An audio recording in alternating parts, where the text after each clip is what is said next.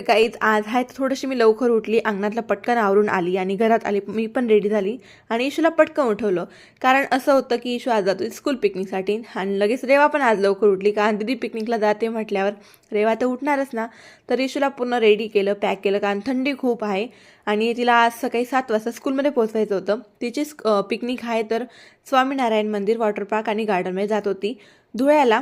आणि तिची बॅग आहे तर मी रात्रीच पॅक करून घेतली होती. बॅगेत आहे तर 2 पाण्याच्या बॉटल, तिला आहे तर खाण्यासाठी चिप्स वगैरे. जेवण तर होतंच तिकडे त्यांच्याकडून, पण तिला एक्स्ट्रा खाऊ म्हणून चिप्स, बिस्किटचा पुडा वगैरे दिला होता. आणि सनग्लास पण घेऊन गेली होती ती पिकनिकसाठी बॅगमध्ये टाकून. आत्ता काही ते टाकलं नव्हतं आणि त्यांनी एक्स्ट्रा युनिफॉर्म सांगितला होता. आणि घरून आहे तर स्पोर्ट ड्रेसच घालायला लावला होता स्कूलचा. कारण असं होतं एवढं मुलं, त्यांना पण ओळख राहायला पाहिजे म्हणून आय कार्ड वगैरे टाकायला लावलं होतं. आणि स्पोर्ट ड्रेस वगैरे टाकला आणि तिचे पप्पा आहे तिला स्कूलमध्ये सोडायला गेले, कारण तिथून बस होत्या आणि